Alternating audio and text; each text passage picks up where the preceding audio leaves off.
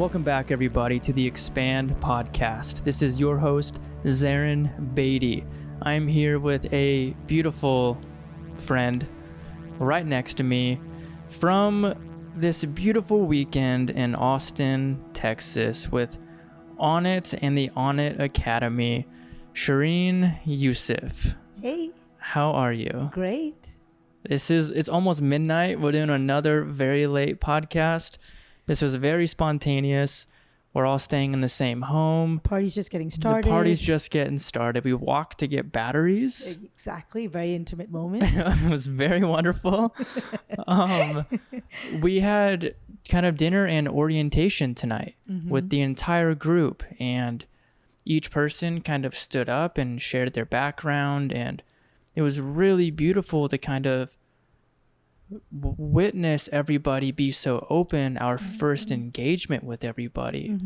And you mentioned that if everybody else wasn't so open, then you probably wouldn't have said as much as you did. That's true. I actually, I think about it was 2 people before me that I actually felt tears welling up in my eyes, and I actually had to take a couple of deep breaths, thanks to the breath practices that we both have practiced in the past, to calm it down. I mean, I really felt like my heart was racing, and you know, when it was kind of going, well, obviously you were number 2 to go, and you just kind of opened it up and shared so much about yourself, and then it just kept getting more and more and more. And by the time it got to me, I was thinking, why did I choose this seat on the table? Why did I not sit closer to the start of the line? And I remember thinking, just take deep breaths, Shereen. Don't get emotional. Don't get emotional. You don't really know these people. But at the same time, I thought, no, I do. Like, these people are sharing so many intimate things about themselves. It was really refreshing. It really was. And you could feel like the energy of openness move through the entire room. Yeah. And even Danny, who's also in this house, mentioned like everything that everybody said before him resonated inside of him. And I think it really shows the beauty in this group that was kind of, you know, chosen to come together from all around the world. Yeah. And so to kind of dig deeper into your path, I know you kind of shared a large portion of your story earlier, but what kind of brought you here? How come to the US? Well, how come Onnit? How come this path? How come like the Wim Hof method? Where did these things kind of align and build a person that's sitting right here next to me? Sure. So, well, a little bit about myself. I know, Shereen, you've heard me talk about this at dinner, but I'm just going to go over a couple of things again. I was actually born and raised in a country called Oman, which is in the Middle East, very close to Dubai, for everyone who doesn't know where Oman is. I spent the first 11 years of my life there. I actually got into tennis at the age of 4 and took it up very seriously. Got spotted when I was in Oman and got taken to India to compete there. So started playing national level tournaments and kind of traveled a lot.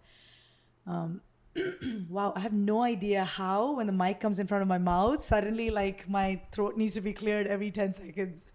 I don't get this. It's very natural. It's very natural. I must say that this is my first time, so I'm a bit nervous, but okay, we'll work on that. So yes, I'm in India now, and I'm around 11 years old, and I spend next couple of years in India. Did a short stint in the UAE as well, so I lived there for some time, United Arab Emirates, and then did my college in India. I actually did aerospace engineering. That's what my background is. Started off working in the oil fields, worked offshore on drill ships for about 4 years, and I worked off of the coast of East India, went over to China, spent some time there, spent some time in the UK, lived in Lafayette, Louisiana for 2 years, loved it. Then got transferred to Brazil, lived in Brazil for 2 years. And, you know, I have to admit, I will make a note here that when I left the US, or rather when I entered the US, I actually did not even know how to fill gas into my car. So I didn't know how to use a washing machine. I didn't know how to do any of these things because where I came from we didn't really do any of that. There was a lot of people to assist us with those kind of activities. And so coming to the US was really an eye opener for me, you know. And so the US definitely made me very independent. You know, I started hiking and I started doing a lot of things which in the past I was told that I couldn't do as a girl, or I had to, you know, either have guys with me or something in that line. And when I came to the US, it was the first time that I felt freedom. I felt like I could be who I wanted to be. I could say the things I wanted to say, albeit not necessarily the nicest things all the time. Regardless, I could say whatever I wanted to say. It was really a great feeling of freedom. And I'd say, you know, I say on the mental spectrum, when I was raised in Oman, I would say I was about 0 to 3, you know, and from 0 to 10, I was at 0 to 3. Going to India was somewhat 3 to 5. Going to China was, oh my God, like not even in the same spectrum. It was just a parallel spectrum. So I was at 5, but like a different area of my mental makeup, because I grew up in a predominantly Muslim country. India is a predominantly Hindu country. And then I went to China, which was predominantly no religion whatsoever. Dang, that's a major switch. Yeah. Holy moly. And so I mean, I don't know how to explain this sometimes. Like the US is a predominantly Christian country, right? So between the four, I feel like I've really experienced it all in terms of what it's like to be in a Muslim country or in a Hindu country, in a Christian country, and in a country where there was no religion at all. So that's why I say China is not that it was on the same spectrum. It was just a completely different parallel spectrum for me at the time.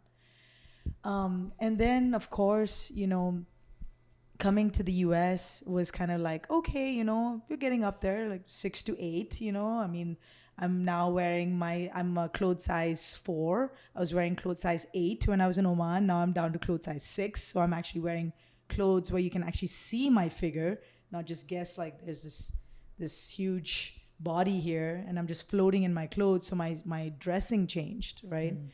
I know that sounds kind of weird, but... No, I mean, when you go to different cultures, you realize how big those concepts are in different parts of the world. So to kind of even having that be a recognition in the differences kind of helps paint a picture on what was important in different cultures. And what was, you know, highlighted or required in a sense. Yep. No, and I know I didn't mention this to you, but at dinner I told somebody else, one of the biggest things for me that I had to change was looking at people in the eye when I came to the US, right? So back from where I come from, looking into someone's eyes was actually considered very rude and not very feminine. So you didn't really look straight into somebody's eyes. You always kind of looked away, right? And I come to the US and that's like, why are you looking away? What do you have to hide, you know? And so like having to change that about myself and having to learn to look at people in the eye like I am with you right now, Zarin. But, you know, it was really hard for me to even get to that point where I can look at someone in the eye and just stay there, right? Damn. Yeah. Yeah, it's very, very different. What, on that note, what were some of the other pretty big differences that you had to adapt to, at least coming to the US to kind of give feedback or reference to the people here that who may not have been able to travel? Yeah. So, you know, a lot of people, I recommend it to every person I meet. Like traveling, you have to do it. We have to be able to inquire and absorb different levels of input from different cultures. It helps us grow substantially. Sure. Yeah, that's a very, I mean, I think we could spend just an hour on that. You know, if I were to really go into details, all I would say is it is definitely different in the US and different in a very awesome way. Like, you know, I grew up in a country where I did not even keep my own passport. My passport was with my dad's workplace. So the administration of where my dad worked kept our passports. And I never thought that was weird. That was the environment I grew up in, right? I also grew up in a country where I did not get the citizenship in the country that I grew up in. So I had to take the citizenship of my father. Even though I was born and raised in Oman, I am still an Indian citizen. And it was really strange for me growing up because I'm technically not an Omani, but I consider myself Omani. And then when I go to India, everybody sees the way I talk or my accent or the way I dress, and they know that no, you're not really from here either. So I had a huge identity crisis growing up as well, right? So these are some of the things where if you're American, you don't really have to think about, because obviously if you're born here, then you're from here, you know, and I value that. I think that that's very powerful. And, you know, I think there's a certain sense of pride, which I have now, you know. Hopefully if everything works out right, next year I'll be able to apply for my citizenship, and I'm very excited about it. I'm very excited to be American because I do relate to this country now. I feel like I belong here. It took me a while though, and I know that's why I'm probably on this podcast. Because you want me to get to that point where I start talking about that. I mean, whatever's supposed to come up should and will come up. Yeah. You know, and then when you can open the door for a genuine discussion, it's really beautiful to even flow with what is coming up and kind of feel where someone may have a little bit more gold to share in like one statement. So it's okay, let's dig a little bit more into that. I mean, it really is it's a fluid discussion. Of course. I'm just teasing. For sure. Yeah. So, you know, on the mental spectrum where I was at, came to the US, definitely going, you know, higher 6s, 8s, you know, sometimes. And then I go to Brazil, and then it was a 20 on a scale of 10. I mean, my mind was just blown. Like I was amazed by the culture. It was the first time in my life that I was exposed to a place which, you know, fun was just as important as work, and people really valued their time, and everybody took advantage of the beach and the places to hike and go out. And I mean, the US kind of gave me that independence. Brazil just took it off the chart. Like I remember I wore my first bikini in Brazil. I never wore bikinis before I went to that country. In Brazil, it's called maillot, which is a one-piece swimsuit. You obviously wear one-piece swimsuits when you don't want to reveal as much, right? Interestingly enough, I was looked at upon more because I was wearing a maillot, not a two-piece. People were just like, why is she wearing a single-piece swimsuit? So the whole perspective that I had, which is wearing a single-piece swimsuit would make me more reveal less. Oh my gosh, you get what I'm trying to say? Like the whole thing was just flipped. Like I had to wear a bikini to fit in. So I still remember that day where I was like, okay, I'm going to wear a bikini. But Brazilian bikinis were way too small. So I went to Miami, bought a bikini in Miami, came back, and people were still looking at me because they were like, is this your grandmother's bikini? This is ridiculously large. So it took me about 1.5 years, and I worked myself up to finally wear a Brazilian bikini of my size, right? But it's an incredible culture. People don't have a lot of judgment towards where you're from, how you look. I remember it was the first time in my life that I truly felt like I belonged. I was in a country that was not my country. I had a good accent, a good Portuguese accent. So when I spoke, people, like at least the first couple of sentences, people would not even realize that I was not a local. And, you know, thanks to my skin and my hair, people wouldn't even bat an eyelid, you know. And it was the first time. I never felt that in Oman. I didn't even feel that in India. Definitely didn't feel that in the US because I don't have an American accent, obviously.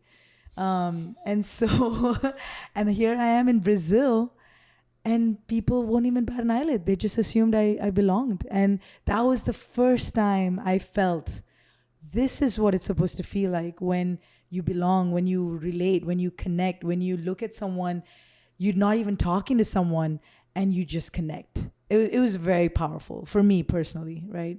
So I spent 2 years there and I never wanted to leave. I was like, this is paradise. I love it here.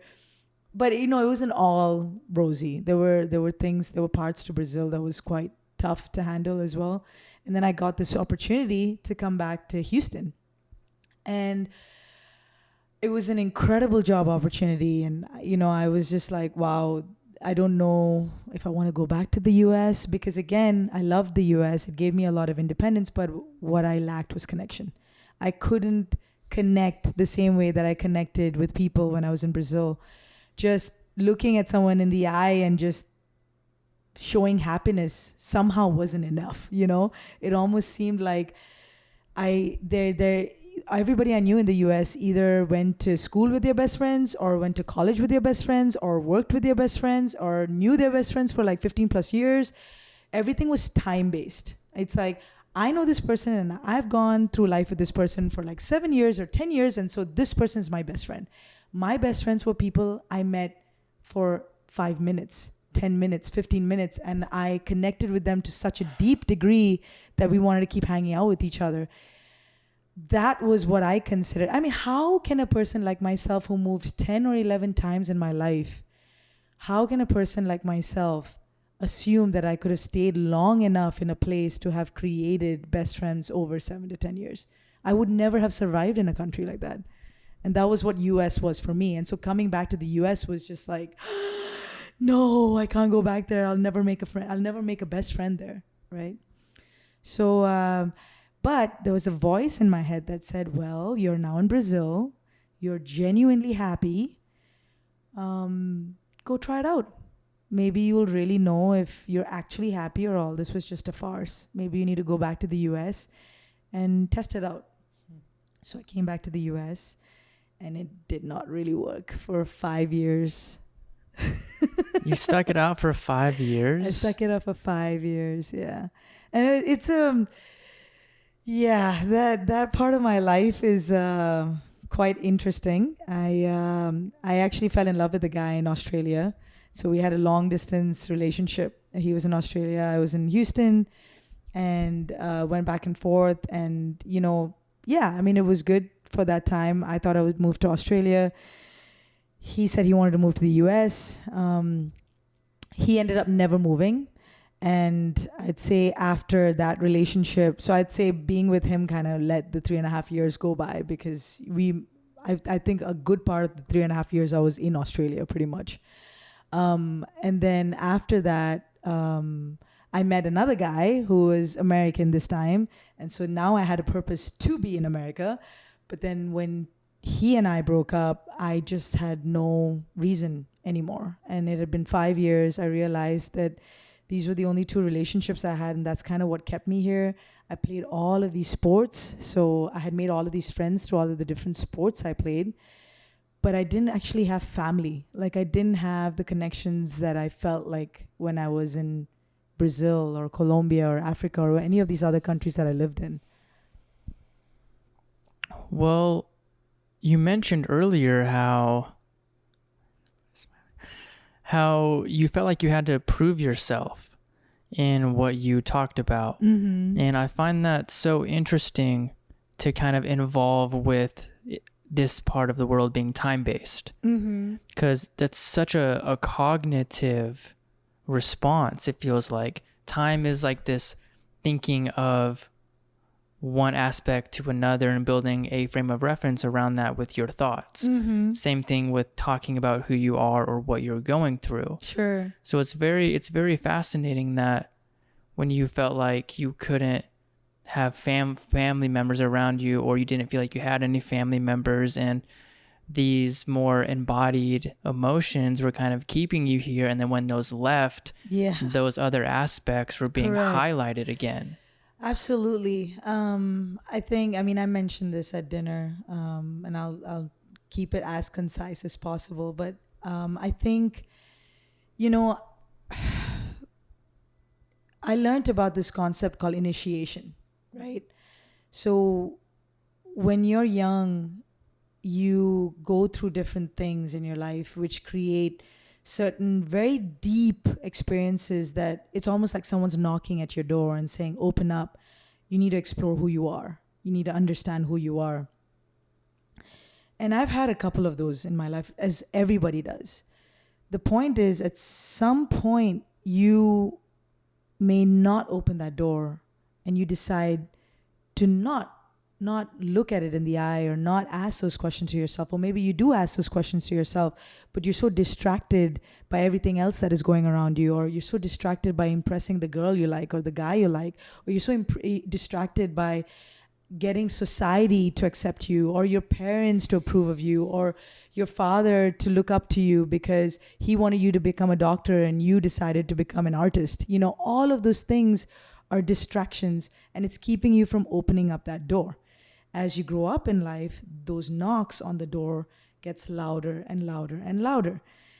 And it gets so loud at some point that you absolutely have to open it. And usually the loudness comes from a heartbreak, comes from a very detrimental accident, comes from intense surgery.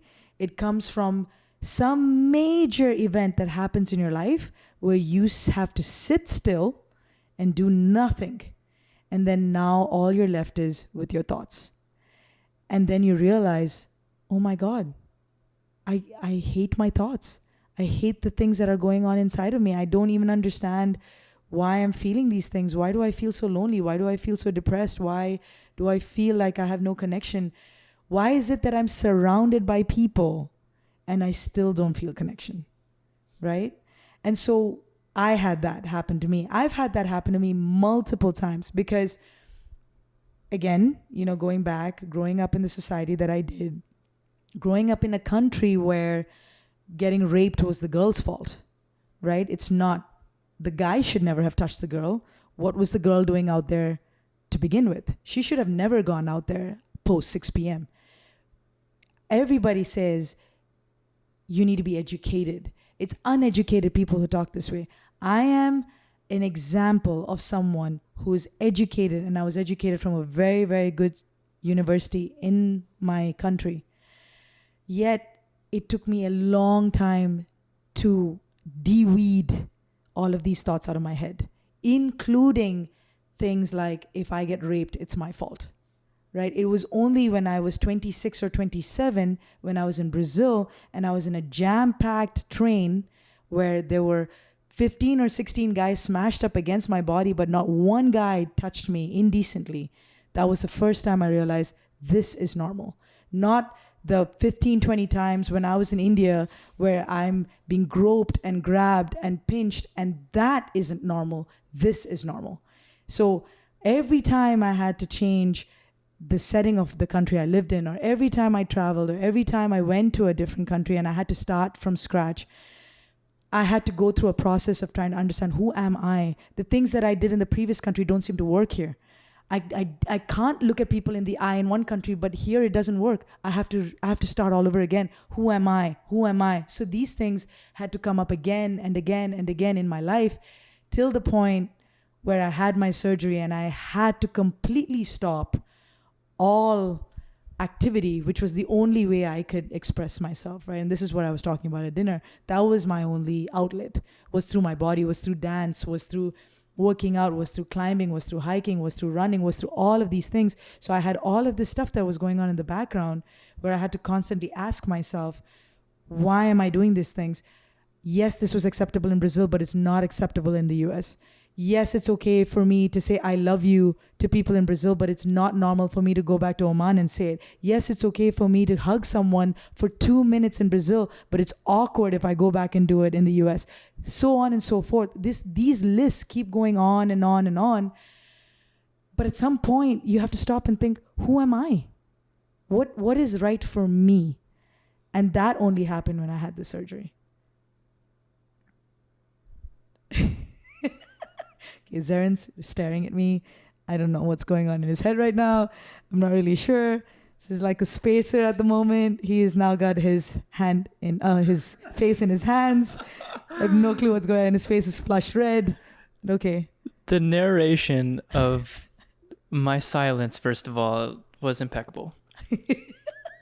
Wow. You just like literally dropped 4 minutes of just pure knowledge and like pure perspective on being a human being that has gone through multiple different experiences, which in this circumstance would be living in different cultures.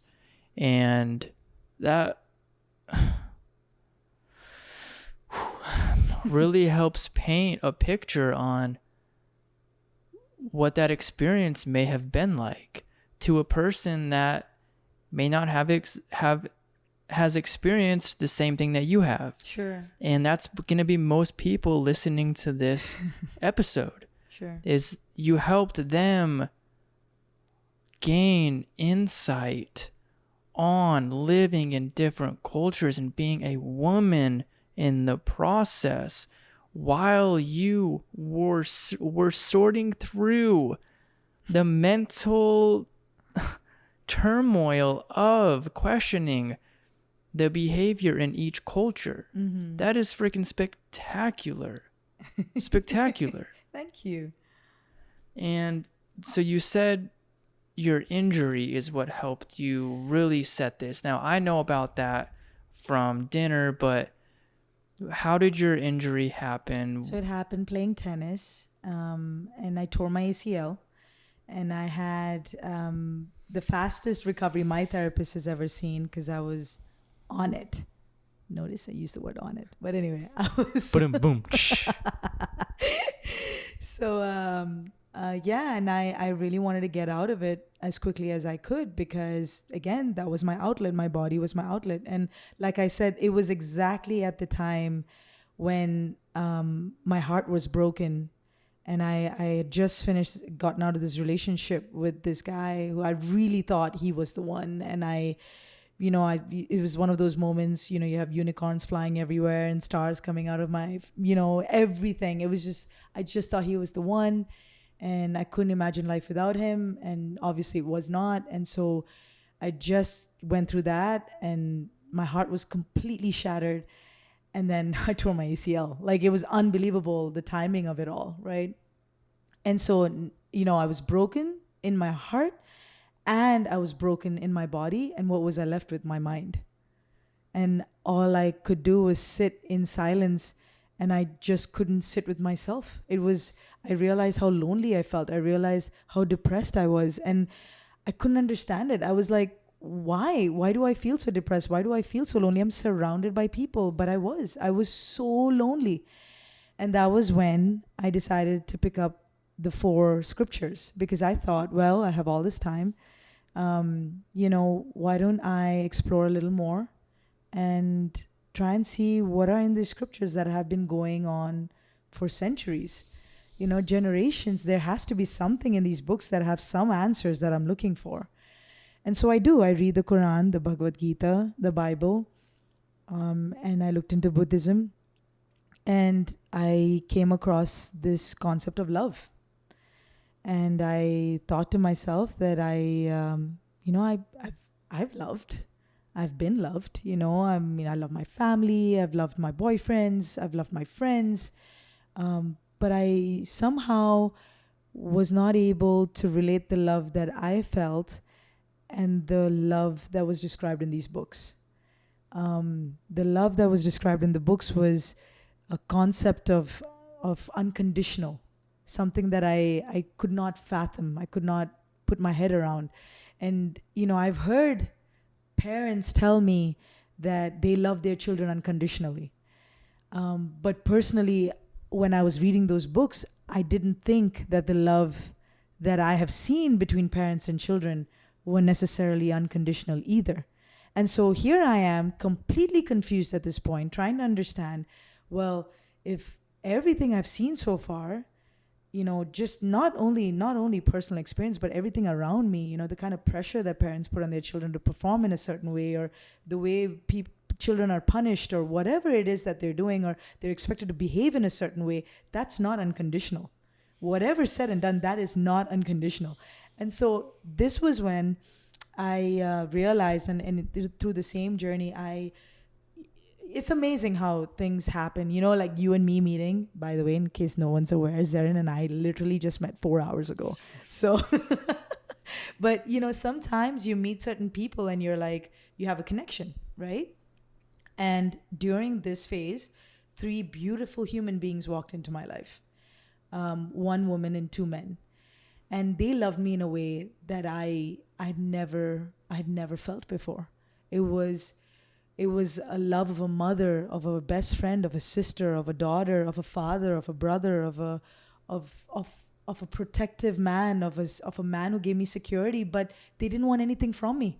They didn't want to have sex with me. They didn't want to make out with me. They just wanted to be around me. And they wanted to cook for me and take care of me when I tore my ACL. And I could not understand it. I was like, how is this even possible? How is it that these people are giving to me love that in the past I felt I had to deserve? You gonna say something, Sarah? Oh. And so it really confused me. I was just kind of like, I couldn't understand it. I was just looking at them thinking, why are you with me? I'm here with my torn ACL. I can't dance. I can't offer anything. I can't offer anything to this relationship. I can't work out. I can't teach you anything. I can't run with you. I can't do any of the things that I did with my friends before. Yet you guys come to my place, sit down and chat with me. And it was unbelievable. I just loved it. Initially I doubted it. And then I couldn't believe it. And then I questioned it. And then I thought, just accept it. Just accept it as it is. So I did. I accepted it. And when I started accepting it, I noticed my personality changing. I noticed I started becoming more secure in myself. I noticed that I didn't have to impress people anymore. I didn't have to think if somebody liked me or not. I looked at it as, you know what? It doesn't matter, because guess what? I have 3 people who love me at home. And I can come home and it doesn't matter if you like me or not, because I know they love me. And that feeling I'd never had. I know it sounds unusual because, yes, it's not like I didn't have parents growing up, or I had a beautiful family. But I did not have that to that degree. That degree of just assurance, knowing if I went back home, there was somebody at home that loved me no matter what. It didn't matter how I looked. It didn't matter how hot I was, if I had makeup on my face or not. It didn't matter if I washed the dishes or not. It didn't matter what I did. I could have gone and gotten fired for all I cared. They would still say, that job probably wasn't the best fit for you anyway. And that was what I had at home. So when that happened, that was when I started doing a lot of spiritual work on myself, because I felt really good about myself and I felt secure. And that's when I got into breath work. I can keep talking. No, you're doing excellent. But I do have, before we go into the breath work, because that's a beautiful story that I can't wait to dig deeper into. What do you feel like helped them love you unconditionally from their background? Yeah, that's a great question.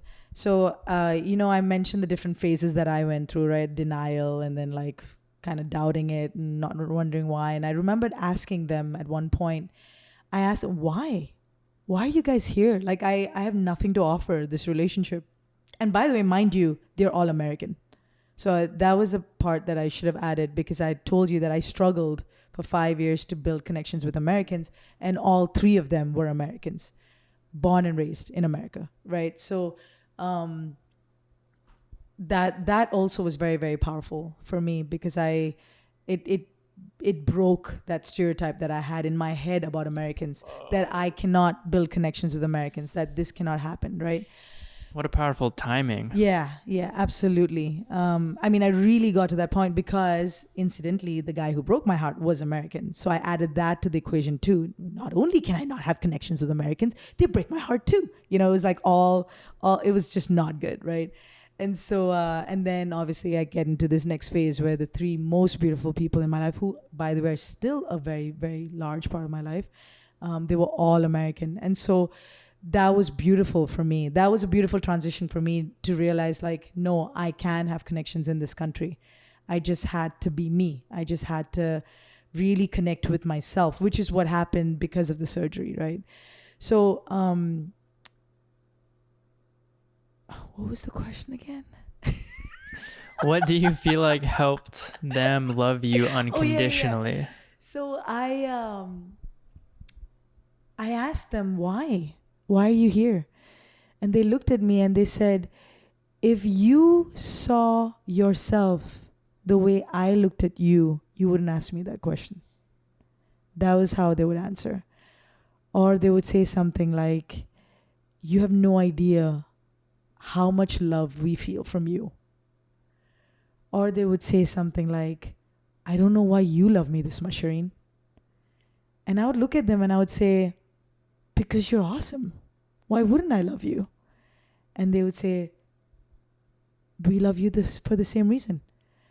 But I was unable to see that in myself. I was unable to see what they saw in me.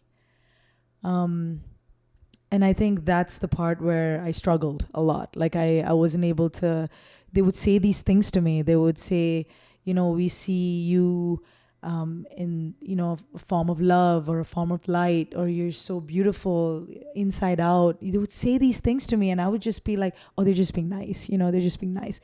But after a point, it was so real that the number of times that they kept telling me over and over and over, I just went like, well, maybe, 3 people can't be bullshitting to me. There must be some truth to it, right? Maybe I'm not as awesome as they think I am, but maybe I'm not that bad either. And don't get me wrong, like I'm not trying to describe myself as someone who thinks terribly about myself. I have no reason to. But I'll also say that I didn't think I was deserving of unconditional love. I think for me, unconditional love was a miracle. Yes, I think it's important to highlight the fact that even though you weren't feeling those things to a very deep degree, they were still being felt. Correct. And that's what's extremely important about being mindful of what's being felt. It may, even to any small degree, it being present is very important to become aware of. And within your time period of, not so much physical exertion, you were able to really pay attention to those subtle sensations and those thoughts that were there. They may not have been completely tormenting you, but they were present and you became very aware of that. Mm-hmm. That's enormous. Sure. Yes, absolutely. We were talking about this, right? Self-awareness, just hearing the voices in your head, I think for me was very, very important and necessary to go to the next step of understanding where those voices came from, realizing where they were put in, whether it was when you were a child, whether it was your community or your society expecting you to be a certain way. Hearing those voices is important. That's when you start the process. If you don't hear them and they're such an integral part of you that you can't, fist bumping going on right now. But anyway, hearing those voices, I think was really, really important, which is great segue into why I love the Wim Hof Method so much and why I decided to become an instructor in it. Because the Wim Hof Method, for me, I face those voices every day, every single day. Every time I stand in front of that shower, I hear those voices scream at me. Are you crazy? What are you doing? Why are you stepping into that bathtub? You don't need to put yourself through so much pain. You've gone through so much pain. You're so strong. Why do you need to show yourself that you're not that strong? Why do you have to go through this again and again and again, Shereen? Isn't 30 years, 35 years, 38 years, 45 years? You don't know how old I am. I'm not 45, but whatever number of years that I'm not going to tell you because you haven't guessed my age yet. This is a game, guys. I kind of refuse to guess your age. But all of the years that I have gone through just different degrees of pain, why are you putting yourself through this pain again and again and again? And that's when the repatterning begins. Because I tell myself, I am not putting myself through pain. I am doing what's good for me. Cold water is good for me. And I get to hear my voices every day. And I get to tell it, it's okay. I don't tell it to go away. I don't shun it. I don't hate it. Because guess what? Those voices are me. And so I'm sorry, I'm laughing. It's just I'm having a treat here watching Zaren's facial expressions. But I'm gonna try and focus now. So this is very important. I do feel very, very passionately about this topic. And this is also, like I said, being a Wim Hof Method instructor, this for me has been the most powerful gift I've been able to offer people, is the ability for them to hear the voices in their head every day. Whether it comes up through the breath work, whether it comes through when they're in the ice, when I tell them, When you feel that pain in your fingers and in your toes, don't run away from it. Don't separate yourself away from it. They are a part of you. That pain is in your fingers. Acknowledge it. Accept it. It is a part of you. And listen to the voices and tell the voices that it's okay, that you're not going to lose your fingers. You're not going to lose your toes. Your blood has flown away from your extremities into your heart, but you are giving your circulatory system a reset. This is good for you. Even though the voices in your head are screaming at you, telling you to get out of there, you're doing something that's really good for your body. That's where the neural repatterning starts. Wow. So somebody who has a decent amount of experience in cold exposure and the Wim Hof method, it's so fucking cool to hear you explain the process being a Wim Hof instructor. Because how long have you been kind of doing this? So I've been doing it for about 2.5 years, but I only became an instructor. So I started the path on becoming an instructor. I think it was like August of last year. We did the first step then, and then obviously Poland this year. So I've done about 5 or 6 sessions. It's been great so far. It's so powerful. What's the next part of the process once they recognize the pain and you're trying to bring them into the deeper awareness of that pain or that sensation? Sure. Pain is more of a judgment. It's really just a feeling. Correct. Yeah. You know, I think where I love it most is, I don't know if you heard the podcast between Russell Brand and Wim Hof. Russell Brand does a great job in explaining how both of them went into a river and it was cold. And Russell's in the water and he looks at Wim and he says, okay, I'm in the cold. What am I supposed to do? And Wim just looks at him and says, be cold.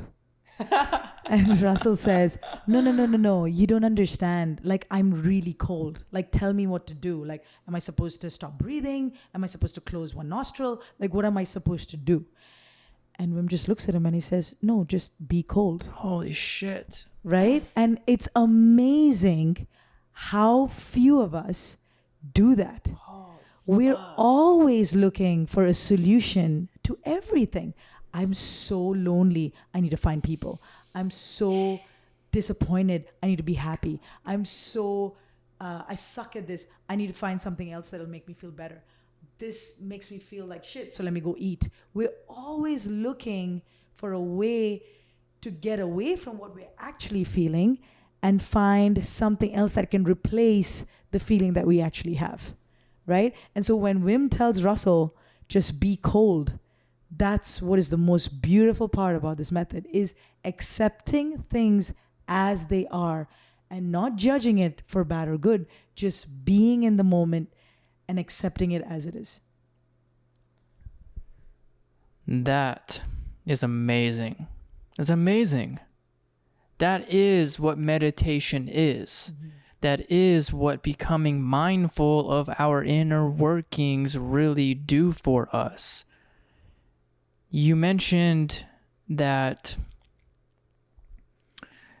Wim Hof is a great method for Westerners.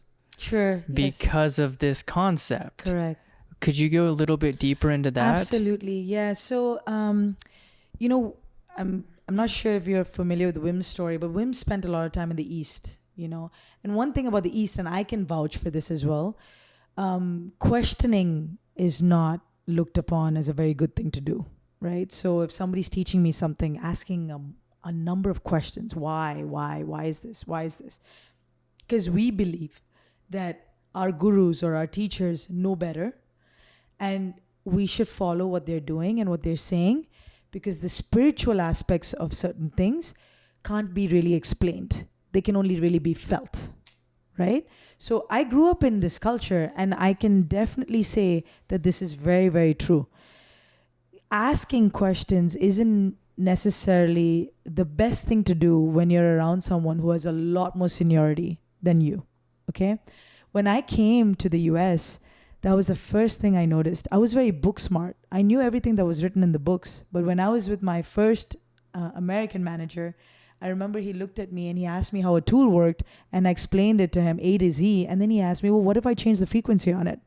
What if instead of 300, 600 kilohertz, I asked you to use 450 kilohertz? And I gave him this blank look and said, no, the tool's not made to transmit at 450 kilohertz.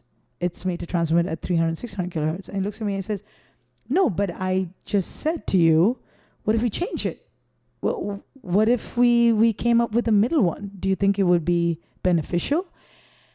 And I looked at him and I thought, like, man, this guy sounds like he made the tool, right? Like, we can't change this tool. This is literally how it was made. And he looks at me and he says, I know the guy who made this tool. So I can actually make a change if we wanted to. I just want you to tell me if this is even possible or not. And that was just amazing to me. I couldn't believe that I, for the first time, felt I could make a difference. That I could actually think it wasn't just hand-me-downs. It wasn't just me doing something that somebody asked me to do. I wasn't just looking at a textbook, learning something, and going and implementing something. For the first time, I felt like, oh my gosh, like I'm empowered. Like I can actually make changes.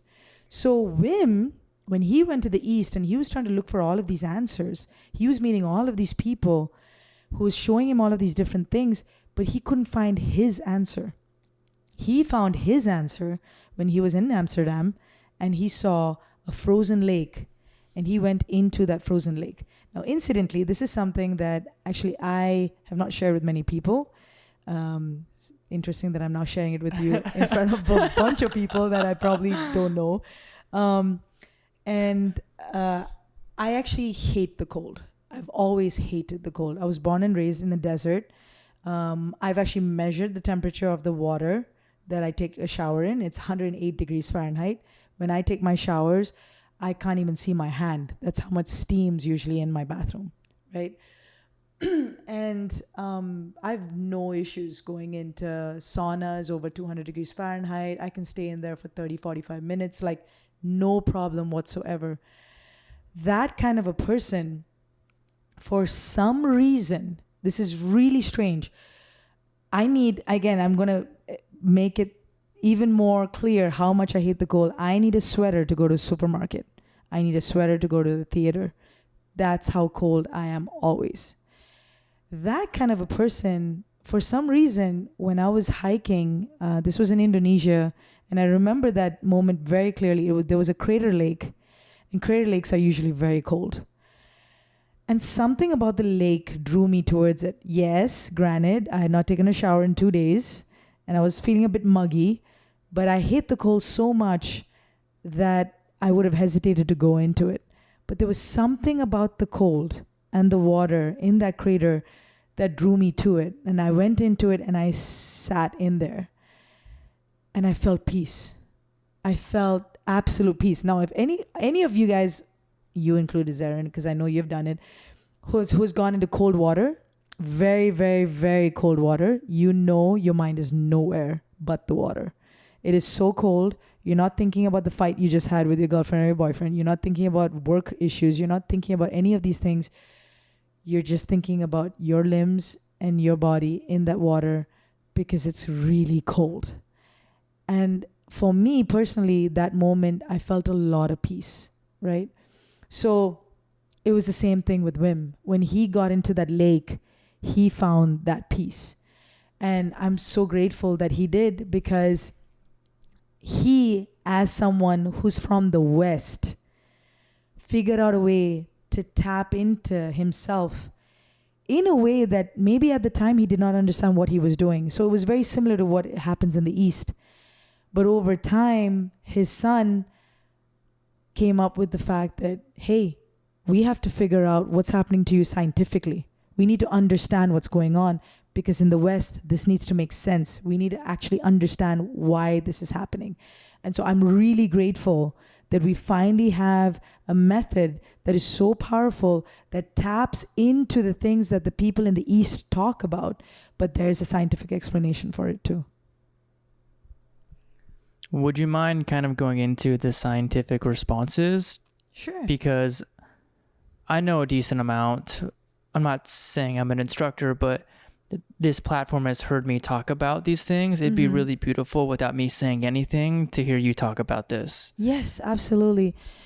So the Wim Hof method is a way to break into your autonomous nervous system, right? In school, we learn about the central nervous system and the peripheral nervous system. We don't really go into the somatic and the autonomous nervous system.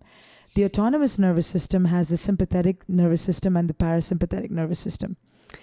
In short, because really, I mean, if I were to start talking about the method, it would really be beneficial to like listen to Joe Rogan interviewing Wim Hof or Russell Brand interviewing Wim Hof, because he talks about the method in depth. He talks about the brain, the aspects of the endocrine system. But I will say that it's a reset to your nervous system, your endocrine system, your circulatory system, and your respiratory system. And you're able to go and do this through your breath and the cold exposure, right? So the breath takes you on a scale of 1 to 10 in terms of the potency of the did I say that word right? Potency? Yeah. The potency of the method, it takes you from, like, say, on a scale of 1 to 10, 1 to 6 you can get from the breath work itself. It's really, really awesome.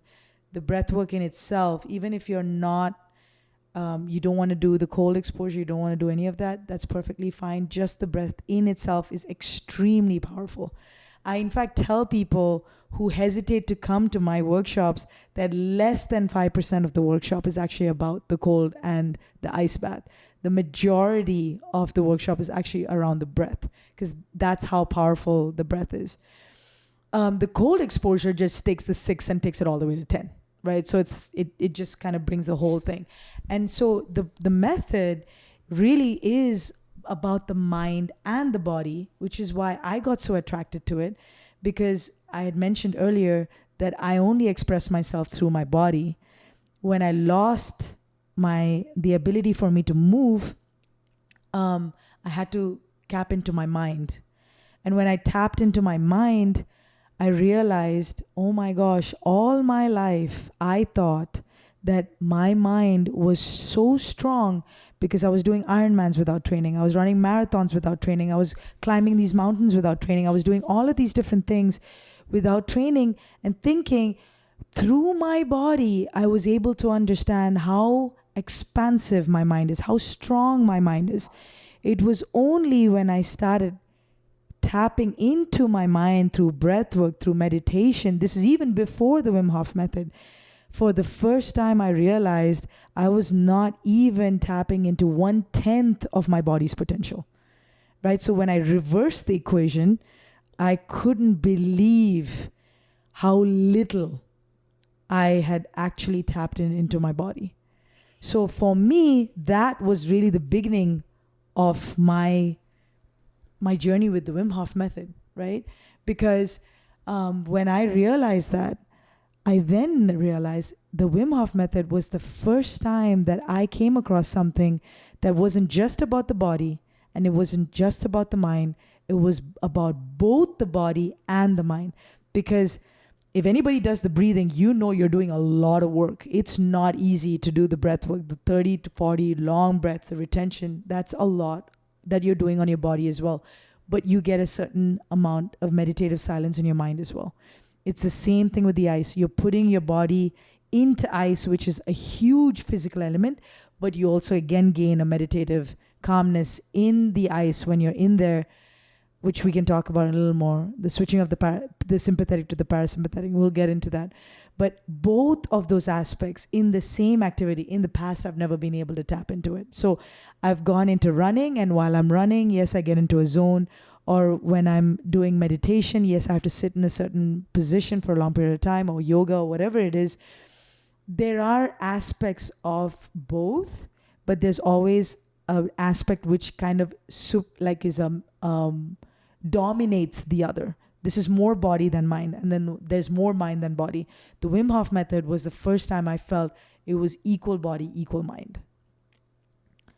That's why I love the method so much. I mean, me personally, that's why this is one of my daily practices. Do you know how cool it is to hear somebody who's deeply experienced the Eastern and Western world to talk about it in the way that you just did? and are. Thank you. Thank you. It really helps highlight how the method can really bridge these concepts together very efficiently. Yes. Very efficiently.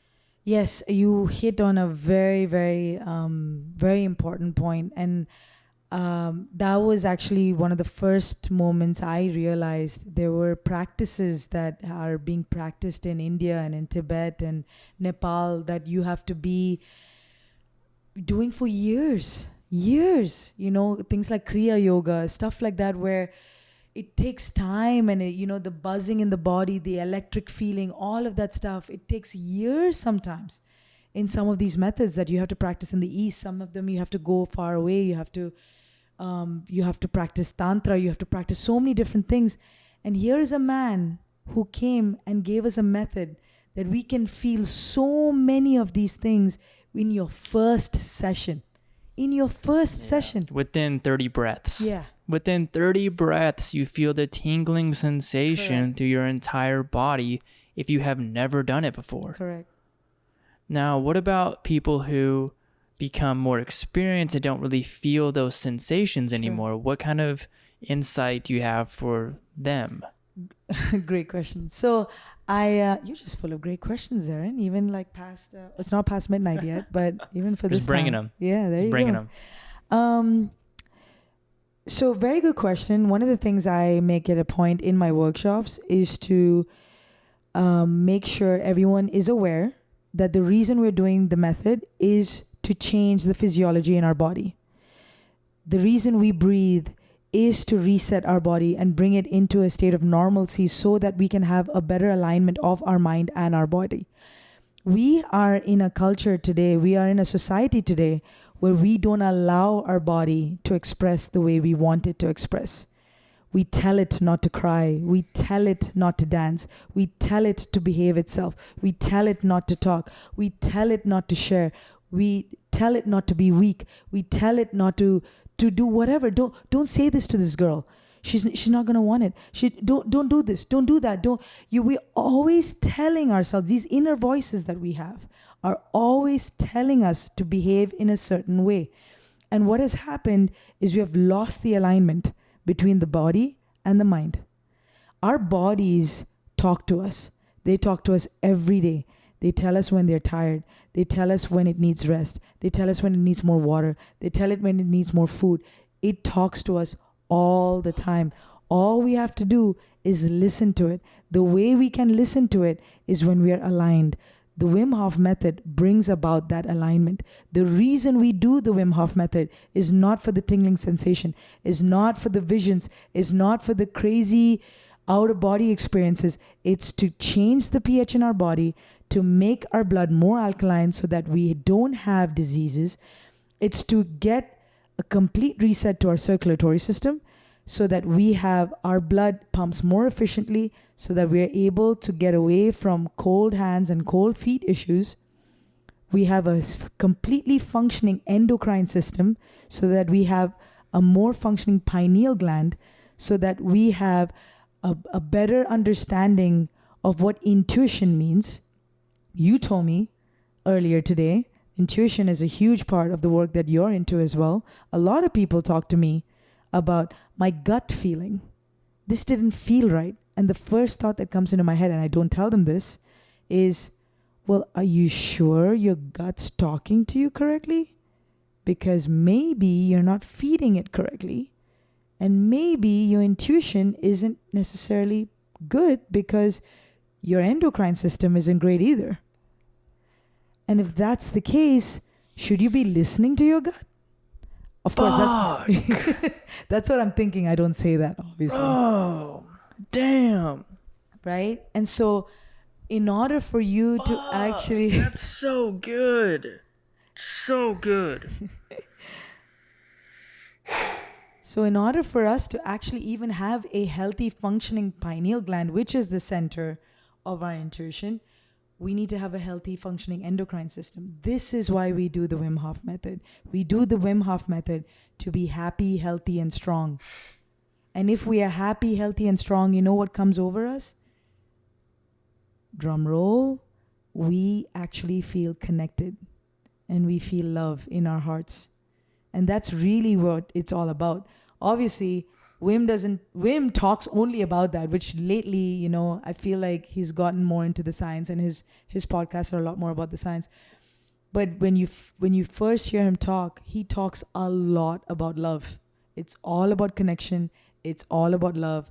It's all about community. But in order for you to get there, in order for you to feel the connection, in order for you to feel the love, you have to be happy, healthy, and strong. Because if you're not happy, you're not thinking about love. You're not thinking about connection. If you're not healthy, you're in pain. You're constantly distracted. You can't move the way you want.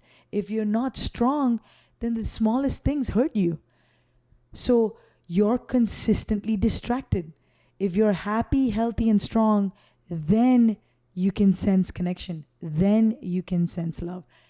The strongest force is and always will be love.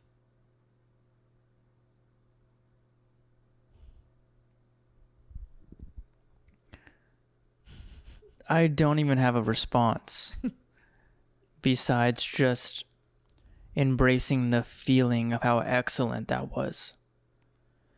And how a lot of people hear Wim talk about, you know, happy, healthy, and strong, but you explained it in a way that like really solidified where those words are coming from. They're not just words because they're cool to say. Like, you brought a meaning with each word in a way that I haven't really heard before. Sure. And those kinds of concepts mean a lot to me because of how well I do know that kind of information. So when a person's able to bring a really beautiful perspective on the same concept that I've heard 1,000 times and bring deep insight to a person who pays a lot of attention, that means that there's gems filled inside of that. So people who are just now hearing this concept from you and from this episode are able to be like downloaded. Like, I don't even have, I'm trying to come up with a response. I can't even do it. And I won't. I'll stop there. Like, that was so dang beautiful. Yeah. I mean, it's, you know, I had mentioned this earlier to you, Zarin. I'm obviously working on building this community in Houston, you know, and it's been one of the most powerful things for me. It's called Rise With Us. You know, it's funny because I originally named it Rise With Wim. And then some of the people in the group said, no, this isn't Rise With Wim, this is Rise With Shereen. And so after that, I thought, no, I'm rising with you guys too. So it should be called Rise With Us. And so whoever joins our community, we're just rising together. You know, this isn't my sentence, but, you know, there have been people who have mentioned this. If we were all to consider ourselves lampposts, then we aren't what our lamppost looks like. We are light based on the electricity that flows through us. The electricity comes from the same source. And so we are all just lampposts on the outside, but the energy that flows through us, which I consider love, is truly what connects us. It's the same electricity that goes through you and it goes through me. And if you start looking at everything like that, if you say, I mean, like, look at you and me right now. You're blonde, right? You're fair, white-skinned. And is that blonde? Is that blonde? Yeah, you're blonde. Okay. I was wondering you're going to start saying something like strawberry blonde or some version of blonde that I wasn't even aware of.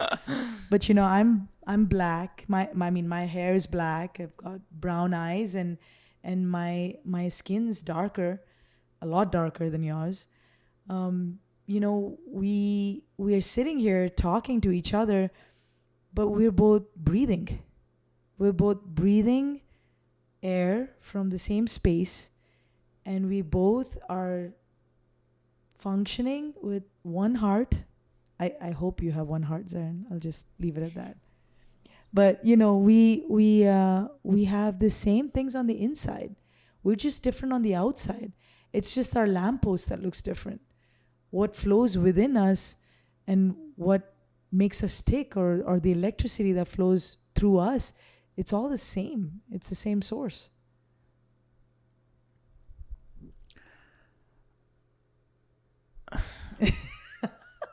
He's lost for words.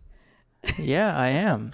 I really am. Like, it's so beautiful to hear these concepts that mean so much to me come from a woman of the opposite sex who has experienced the world in a very different way, which is very, very cool because it just helps show like the important lessons that people are learning no matter what their background or journey looks like. Correct. Yes. And, that's where like plant medicine and meditation and all of these beautiful components and modalities seem to be showing people are like very similar lessons that may be learned just a little bit differently because of the person's background and their insight and experiences. The medicine knows just how to like provide people with the lessons and how they should be provided. Yeah. And the medicine literally can be discussion. The medicine can be your environment.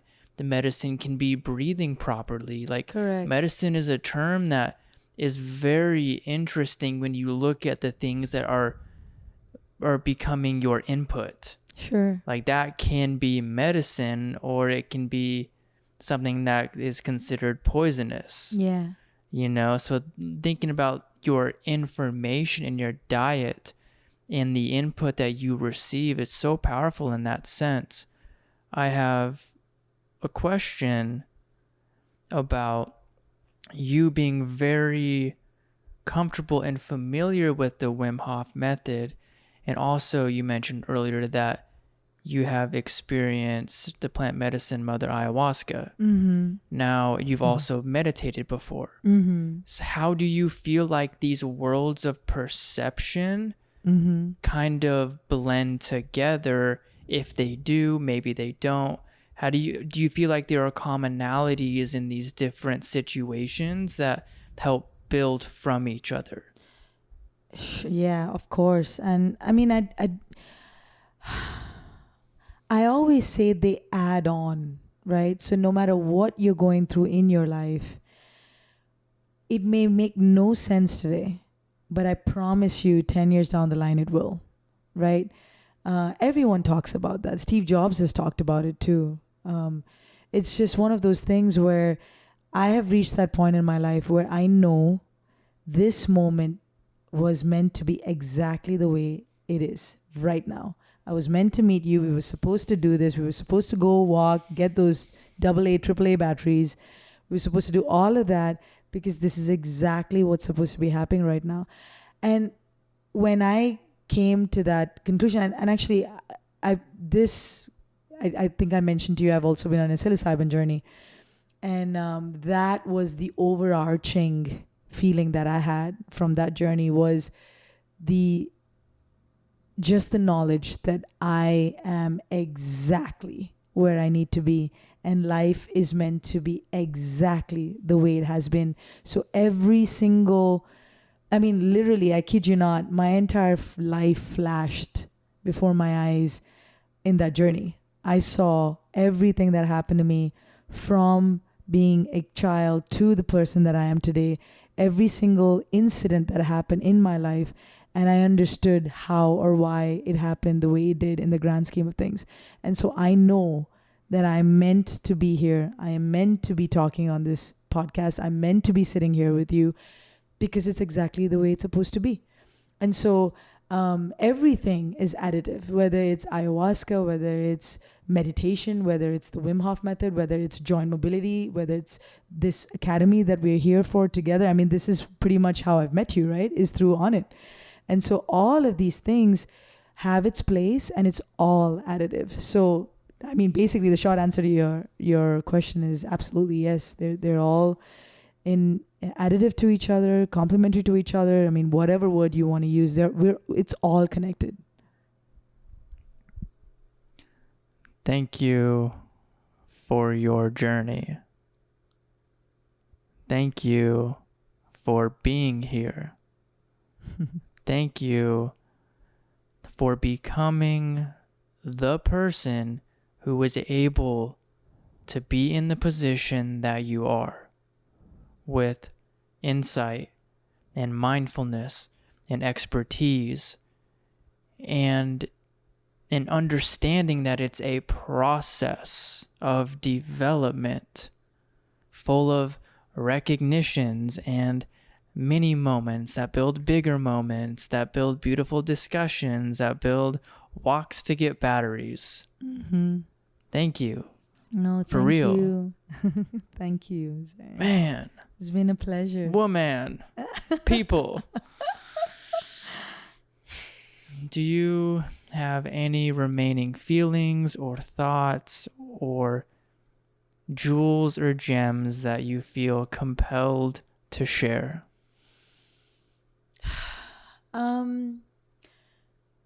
I guess, one of the questions I've heard people ask, things like, if I was 10 years older, what would the advice be that I would give my younger self? Or, if I could change things, what I would change, so on and so forth. I think I would just leave everyone with the thought that if you actually could do that, chances are 10 years from now, you wouldn't be the person who was giving you the advice to begin with. So you should literally live every moment to the fullest and enjoy this moment, because it truly is the last. You're not going to get this moment back. And it really is about this moment. It isn't about if you want to be stressed, be stressed. Guess what? If you have a stress breakdown, chances are you will come across meditation or incorporate Wim Hof Method into your life. So it's through the things that break you down that make you rise as well. So there is no such thing as, oh, I wish I was this or I wish I was that.